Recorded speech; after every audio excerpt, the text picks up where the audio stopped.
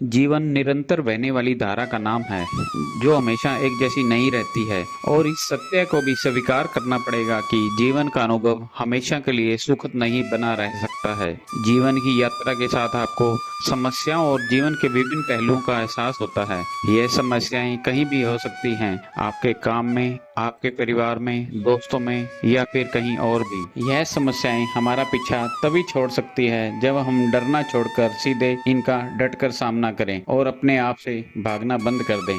भगवान शिव द्वारा कही गई इन बातों का ज्ञान पाकर पहले देवी पार्वती भगवान शिव की अर्धांगिनी बनी और फिर उन्हें जीवन के गहरे सत्यों की अनुभूति हुई। माता पार्वती का जीवन पूरी तरह से शिव से मिले ज्ञान से विकसित हुआ। आप भी इस शिव सूत्र के रूप में मिले ज्ञान को अपने जीवन में उतार कर अपने जीवन को नई ऊंचाइयों की ओर ले जा सकते हैं। दृढ़ निश्चय करना आवश्यक।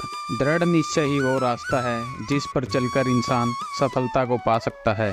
किसी भी कार्य को करने के पीछे मनुष्य का मन में किया गया निश्चय ही सबसे बड़ा कारक होता है।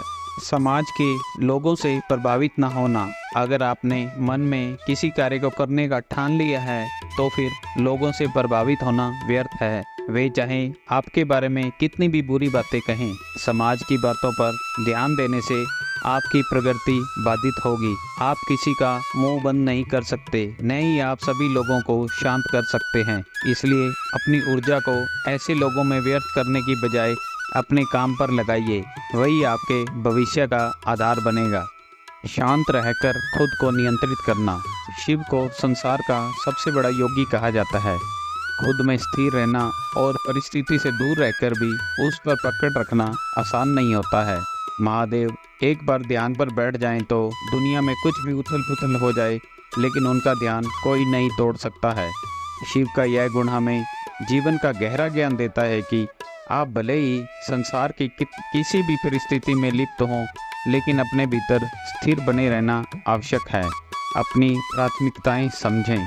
भगवान शिव के जीवन को देखकर लगता है कि उन्हें हमेशा अपनी प्राथमिकताओं का भान रहा।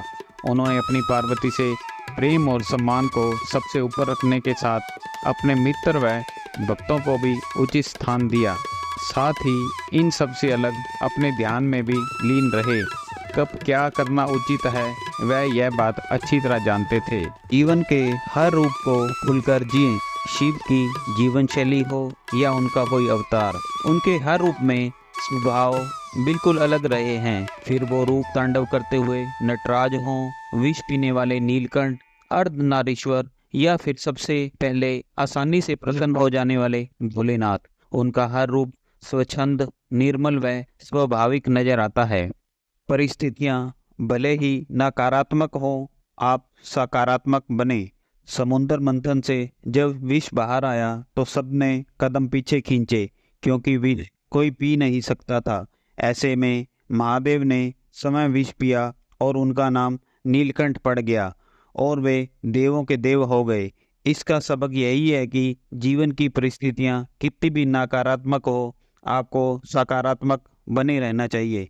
जीवन में आने वाली परेशानियों का सामना अगर आप आसानी से और डटकर करेंगे, तभी आप जीवन में नई ऊंचाइयों को छू पाएंगे।